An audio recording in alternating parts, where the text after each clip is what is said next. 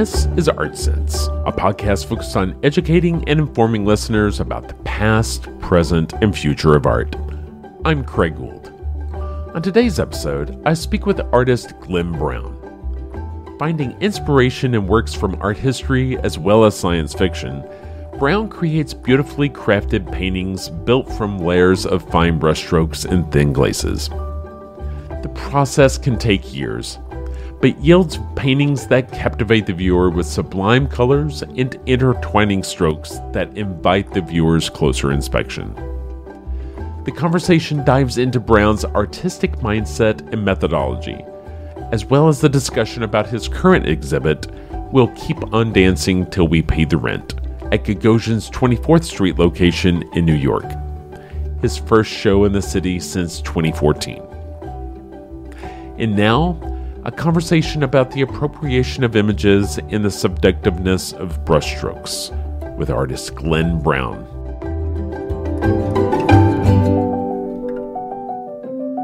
Glenn Brown, thank you so much for joining me this week on the Art Sense podcast. Glenn, I usually like to start with artists with the hypothetical, which is, say you're at a dinner party and you're seated next to someone who has absolutely no idea who you are or what your work looks like. How do you describe that to them? Well, I say I'm a painter, but I also make some sculptures and drawings. And I do always start off with saying I appropriate other artists' work, and most of my work are portraits. And they usually ask, what kind of portraits? Do you do commissions? And I go, no, I appropriate other artists' work. To try and get the point across that that's very important, that I'm a postmodern artist, if they know what postmodernism is. Yeah, it frequently happens, so I'm well practiced at it. So in that conversation, which it sounds like you have from time to time, where does their mind go when you start throwing around the word appropriation? Because, you know, in the current set of conversations, just recently I had Shepard Fairey on the podcast, who was part of a whole $9 million lawsuit with the AP over the appropriation of an Obama image for his Hope poster here in the U.S. And there's a current case in our Supreme Court here involving, you know, Andy Warhol's estate and a photographer. I mean, or like Richard Prince. I mean, do they go immediately to, oh, you're copying? Or do you have to kind of explain a little bit more about exactly how you're appropriating? It depends how old the person is generally. If they're over 40, I sort of assume they know a little bit about appropriation and the most recent history of it. I sort of artists of Jeff Koons, Sherry Levine, Barbara Kruger generation, and that means something to them in the way that artists borrow other artists' work. If they're younger than that, I'm slightly at sea because I don't know how much art history they've studied. I always assume that a younger generation of artists take appropriation as just being part of the landscape of painting or contemporary art. And therefore they understand it, but I'm never quite sure. Appropriation being part of the generalized landscape, for me, you know, it feels like it's very much like you are in conversation with art history. You're engaging with the past. When we talk about appropriation, you know, one of the terms that comes up here in the U.S. is fair use, and that's all about, you know, how do you transform that appropriated work into something that's uniquely yours? And I don't think anyone's going to, you know, even start to challenge that you don't make these images uniquely yours, right? They have in the past. I tend not to deal with living artists anymore, or artists where the estate is still active. That means 70 years. I mean, so the work I use is not under copyright anymore. It used to be the case, and it still is occasionally the case, that it is under copyright. Laws in England are very different than they are in America and most of Europe. They're much less progressive here, which I don't think most artists actually understand. It's very difficult to appropriate under any circumstances here. We don't have fair use law, for instance. But generally, it sort of muddles along, and because artists and artist estates tend not to sue other artists. But when it comes to photographers, graphic artists, and designers, that's a different story. And illustrators, as I've found out, have a very different notion about how they own their own work.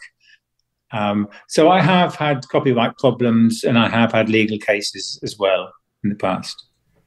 So what does your process look like? You kind of have, 1,000 years of art history to sort of draw from. Where do you start in finding inspiration? And once you do, how do you get it from the history book or the museum wall to your canvas? There's a wide variety of ways. I have a very large collection of art books. I like visiting museums. So my idea of a holiday is to go to a museum somewhere in the world. Because to me, you're not only traveling in terms of distance, but you're traveling in terms of time when you visit a museum, which I absolutely adore. And it's the strange combinations and surprises you get when visiting a collection, which is always extraordinary. And there's so many very brilliant museums in Europe that you visit that have very different takes on the world. And also the internet, of course. And there's certain museums that are very progressive when it comes to allowing access to their digital files of the images they have of their own collections. The Rijksmuseum is brilliant. The Met is extremely good. And there are other museums around the world, but some museums really do not want you to have access digitally to their work, and others really do want you to have access to it digitally. And obviously, I like the open access ones because there's hundreds of thousands of images there to trawl through, and that's where I find images. And they're brilliant when they're online because I can download them and I can start playing with them on Photoshop.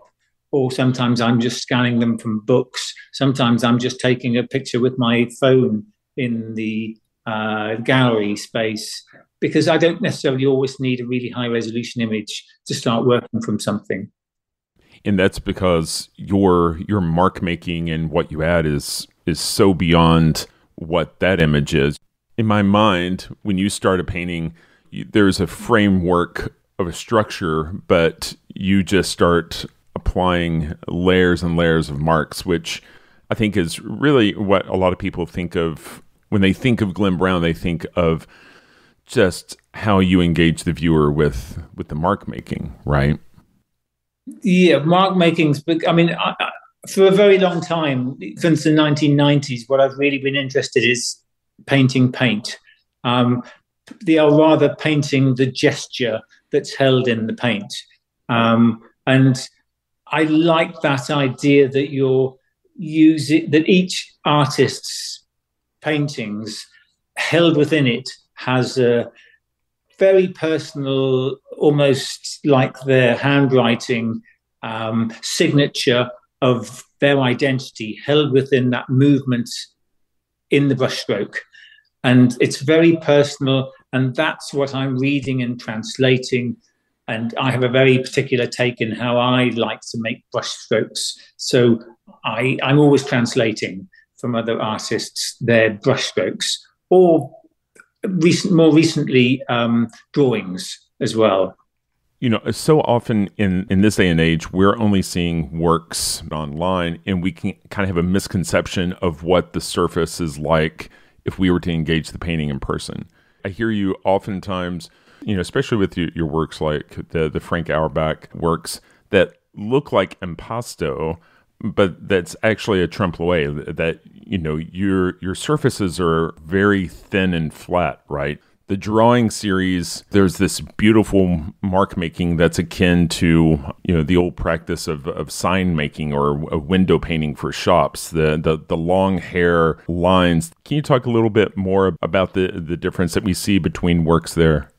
Well, the drawing and the painting that I make are very closely related in that even the painting, when I'm appropriating, say, a Frank Auerbach or a Fragonard or a Boucher painting or Rembrandt, they're using quite stiff brushes, and the brush stroke leaves a line in it, as each hair leaves an individual trace of its path across the canvas. And therefore, you end up with lots of little lines. So there's a strong relationship between a line drawing and a painting that has the gestural brushstrokes in it as well. It's all made up of lots of little lines, and that's what I'm really interested in, these often quite minuscule, meandering, as you say, always curving. I'm very much a Baroque artist. I don't believe in modern or classical straight lines. I like everything to be curving and moving and flowing and effervescent. So I'm continually trying to get the viewer's eye to move around the canvas as much as possible in different ways, sometimes quickly, sometimes slowly, sometimes jaggedly, sometimes very smoothly, but differences of texture for your eye to enjoy. On Thursday night, I went to a talk at a local museum where there was a Velázquez portrait of Philip IV on display. And this art historian was talking about how Velázquez adopted this looseness in his mark making after studying Titian's. And he was talking about how the use of these loose marks was rather self-aggrandizing because it made the portrait no longer about strictly documenting the king and what he saw in front of him, but it became about, look at what I can do with this paint, right? Look at me. Look at me. I know much of your work is in response to quick gestures, but your goal seems to be sort of the same in terms of you're asking the viewer to be engaged with your adept mark making, right? The Velázquez paintings you mentioned are extremely good examples, because in the Prado in Madrid, there's a beautiful room full of Velázquez paintings, and on one side it has the paintings of the royal family, and on the other side it has paintings of the court jesters and basically the poor people in the court. And the smoothness, the calm colours, the generally very sensual way the paint's applied on the pictures of poorer people is a wonderful contrast to the other side of the room, where the king and the prince are depicted with quite raucous colours, very jagged, rather aggressive brush strokes. They're almost pantomime in the way that I suppose pantomime doesn't quite transcribe to American, does it? But they're sort of over the camp, I should say, these brush strokes. And you just held within the brush strokes is this idea that you think he didn't really like his subjects. He didn't like the royal family particularly, and that's held within those brushstrokes. You can just feel it. It's a wonderful example. Well, that's really interesting. I know that in many of your works kind of glaze over the eyes. They almost look like that they have cataracts to the point of being blinded. And I've heard you say it sort of turns the figure into sort of a shell of a person. It becomes more of just a form, and that can then kind of become a vehicle again for you demonstrating this mark making that engages the viewer. It almost makes it sculptural, in that a lot of times sculptures don't have very engaging eyes, and it becomes more about that form than going directly to trying to perceive the quote unquote spirit of a person, right? Well, it really depends what I'm trying to guide the viewer to look at. Am I trying to guide the viewer to look at the subject the person painted and to read them and to try and understand what they're thinking what their position in the world is and how they're reacting to the viewer?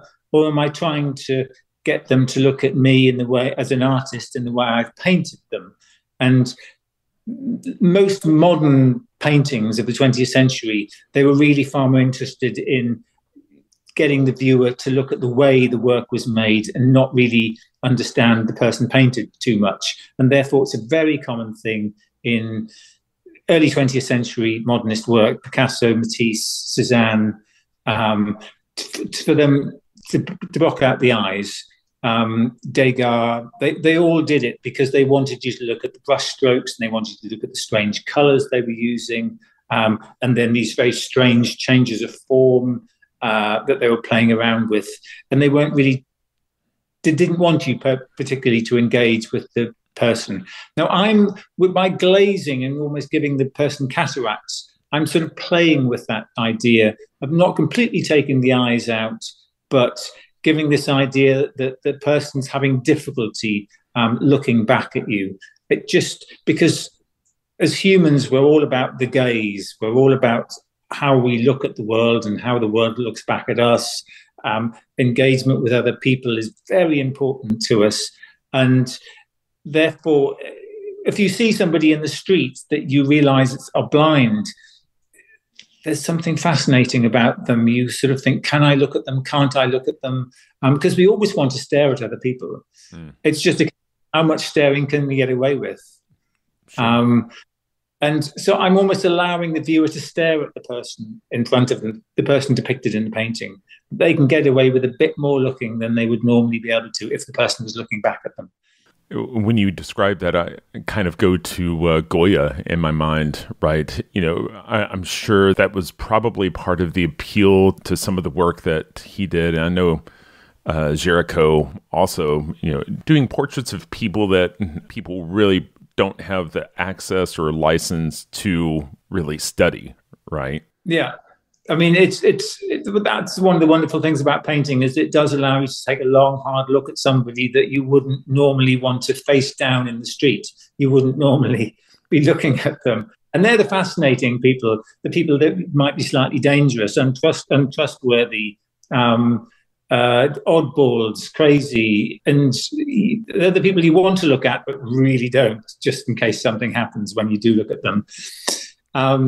Obviously, you want to look at beautiful people as well. But I find it's often the slightly misshapen people that I'm drawn to really want to look at. I recently had an artist on, her name's Ange Smith, and she does these paintings where she has, you know, loads of fine detail with really small brushes this detail is just kind of buried and you have to like stop and engage. She kind of intentionally uses that fine detail to slow the viewer down.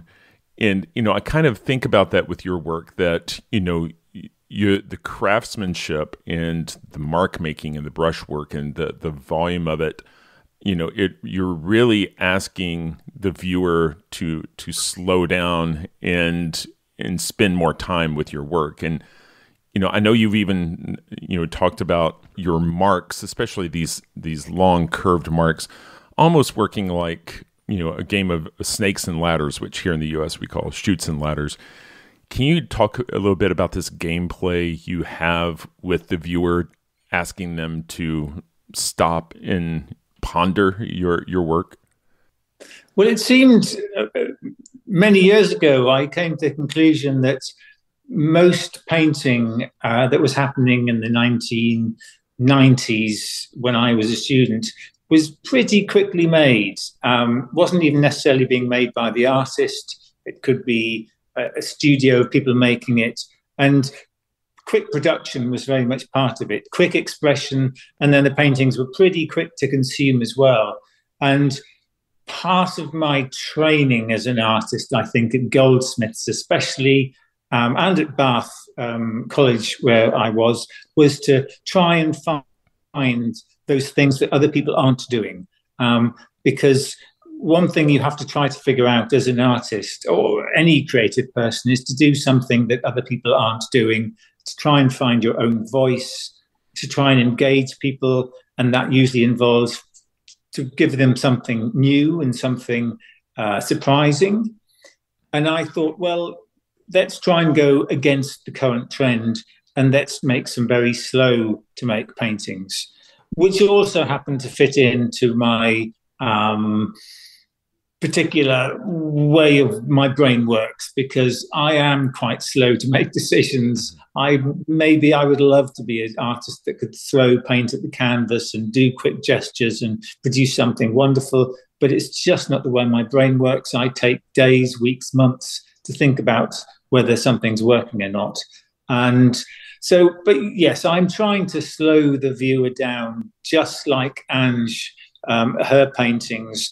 She brings you in to look closely at these small paintings and wants you to have a very different feeling than you do with an awful lot of contemporary culture, which is about sort of, let's swipe left continuously, let's always see the new image, let's not spend too much time dealing with detail. And I think both of us are trying to do the opposite to an awful lot of contemporary culture, to slow you down. Sure. But that's not unusual. I mean, there are a lot of very long films made. There are a lot of very long books being written that do, again, try and slow you down. So it's not as if we're the only people trying to do it. It's something which artists and writers and filmmakers have always been trying to do.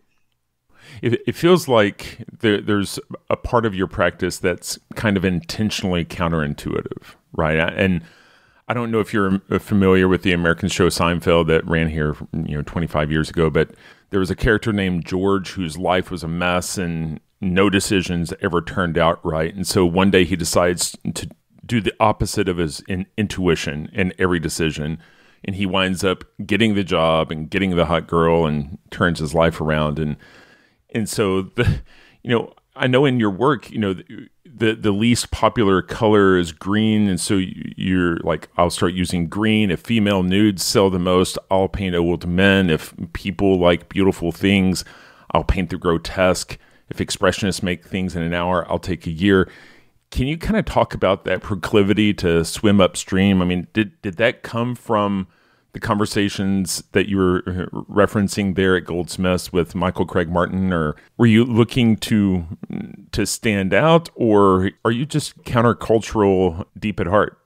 Well, I mean, I come just after a generation which is punk, I suppose, and that did have a huge impact on culture. The idea of the counterculture, of the awkward person in society, the outsider, somebody that was always embattled against mainstream culture. It was very deep rooted. But you find that in writing and art right throughout the 20th century. The idea of the outsider artist. Again, it's nothing new. It just presents itself as different names, different ideas.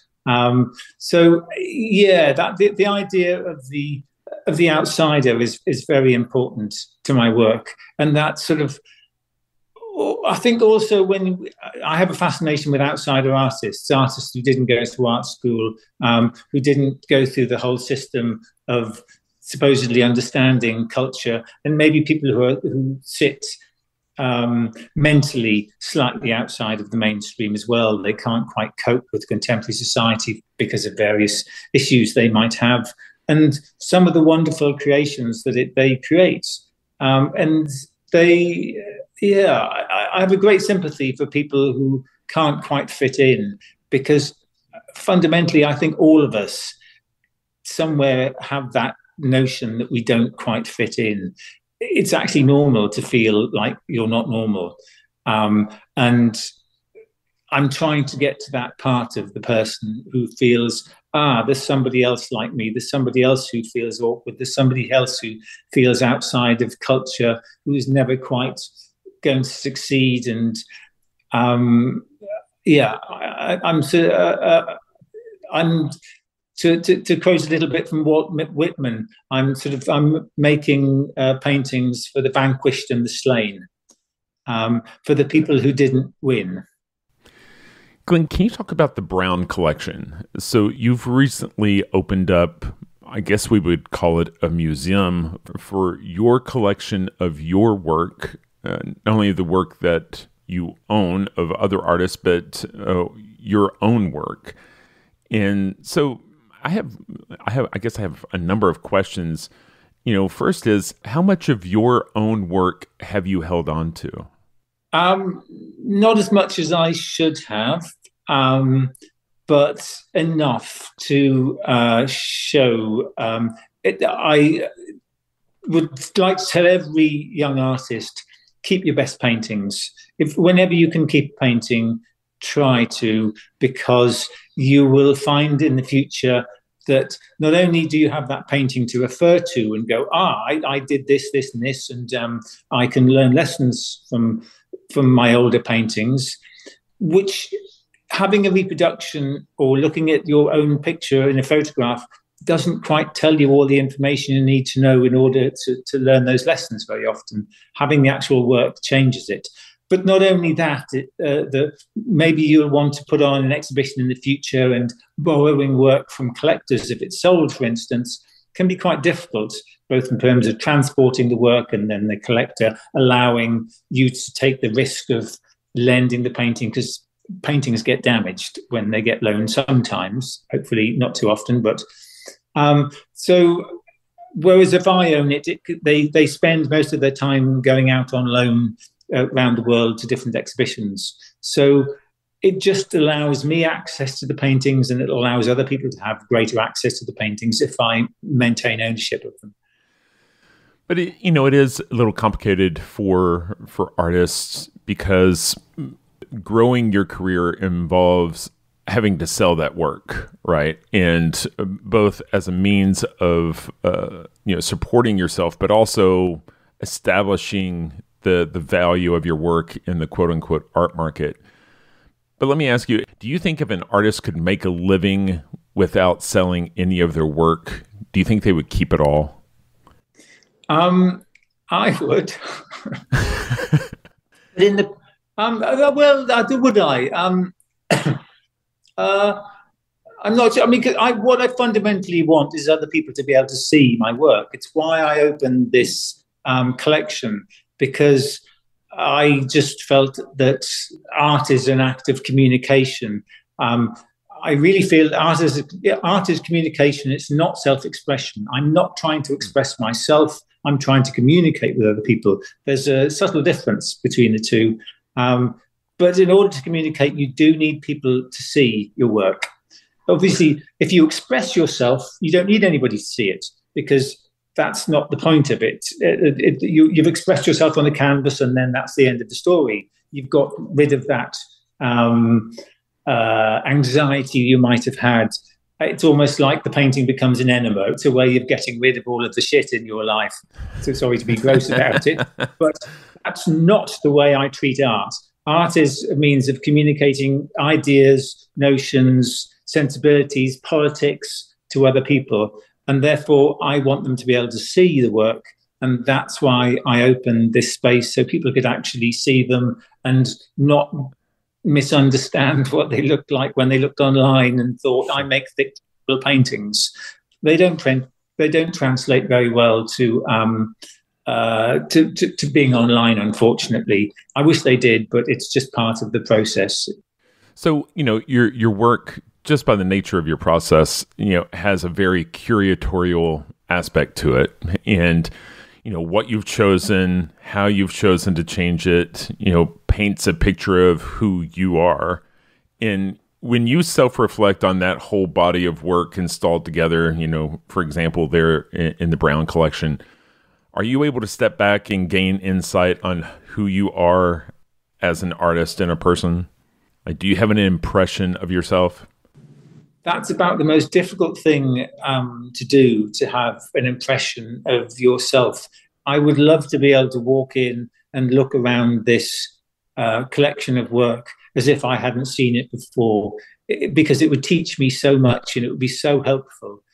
But it's so difficult to get rid of all of the memories of you making the work, where the work's being exhibited, the reasons why you made the work, all the inside knowledge which the public don't have. And I want to be able to get all that out of my head, all of the information I have, and just look at it as a stranger, because it's the only way I can gauge whether the paintings are any good or not. And so I continually try to do battle to try and forget the ideas I had when I made the work and just look at them afresh.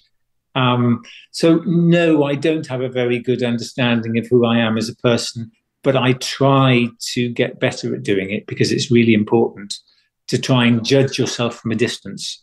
It probably wasn't a really fair question. I mean, it goes back to the allegory of Plato's cave, right? I mean, I don't think any of us are quite able to step that far out of it, but maybe that's when we recruit people off the street who have no preconceptions and just kind of follow them around and pick their brain, right? So let's talk about this body of work. Is it already up at Gagosian? We'll keep on dancing until we pay the rent. When does that show start? It opens on the 8th of November. So it's taking me 2 years to make this group of work. That's pretty much normal amount of time for me to make an exhibition. And it has, there'll be 8 or 9 paintings in the show. So again, I make 4, 5, 6 paintings a year on average. They're very slow and laborious to make, but I try my damnedest to be as quick as possible. Most of them are quite large paintings, and they're all based on drawings, which is different from the last show I did in New York, where all the paintings are based on paintings. Many of them have multiple images in them as well. They have multiple heads, for instance, and so they're different ways of looking at the work. You're not quite sure what you're looking at.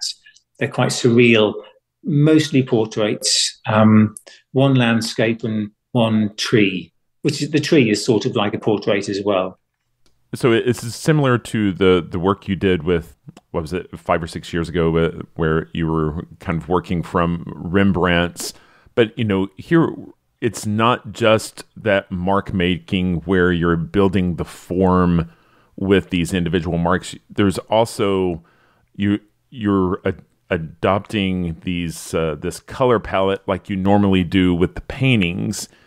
When I started thinking about the individual strokes, it's just painful to think of how much time you spend on these paintings. Painful doesn't sound good. I didn't mean to make it sound that way. It's not supposed to be painful. It's supposed to be enjoyable to look at them. But having said that, I do like the paintings to be a little bit of like the grit in the oyster. It's the thing that makes the annoying thing that makes the pearl grow is what's important, and that takes time, but it has to be an irritant to some degree, because my paintings in equal measure have sort of lovely colors but also awful rotting colors in them. They have forms which you can consider to be beautiful and poetic but also quite grotesque, and so I like them to be slightly between. And so a lot of the figures within the portraits in the paintings, they were sometimes looking up to the sky, looking to the heavens, looking for inspiration, or sometimes looking down at the ground, rather forlorn or melancholy. I suppose they'd be sort of shoegaze musicians, if that's what they were.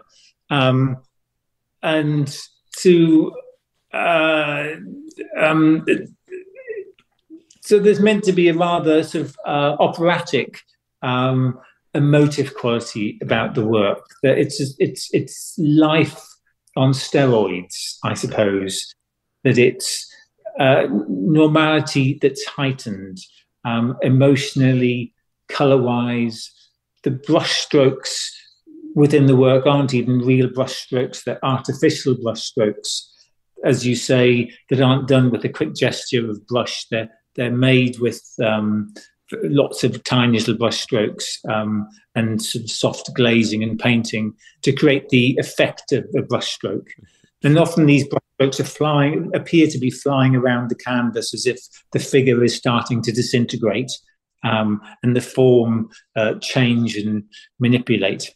Well, I mean, there's nothing about the viewing experience that's painful. I was just concerned about your well-being. You hear the stories about Michelangelo spending 5 years on his back with his arm extended over his head and trying to do the Sistine Chapel, and I'm concerned about whether you're experiencing joint pain like carpal tunnel or shoulder problems from the sheer number of marks you're making day after day for years to create this, immensely detailed body of work, right?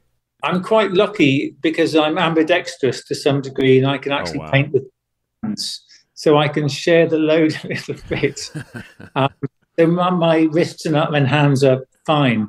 But it's quite important, I think, the work has this slightly bonkers look about it, because I think we like the most famous story in art history of an artist is Van Gogh's story, and the idea of him cutting his ear off, A, because he was mad, or B, because he was been eating oil paint, or just he's inherited this madness. But everybody loves this romantic ideal of the tortured artist. And I'm playing that game to some degree as well, of being the tortured artist. And I think I like the idea of good paintings being hard won. They should look like there was a struggle, and a mighty struggle to produce them, because I think that makes them feel vital and engaging and energetic in a operatic sense, maybe. Well, Glenn, I really appreciate your time today. And again, the show that's coming up at Gagosian is We'll Keep on Dancing Until We Pay the Rent. And that's going to be at Gagosian's location on 24th Street in New York. I wish you all the best. And I certainly want to say thank you for you taking time out of your day to talk with me about your work and engage with me as a viewer. Well, thank you very much. Thank you for asking me. It's been a pleasure.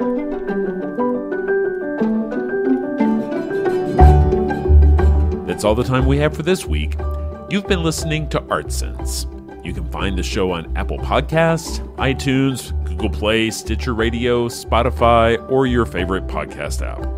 If you've enjoyed this podcast, be sure to subscribe. And while you're there, please rate the show and leave a quick review.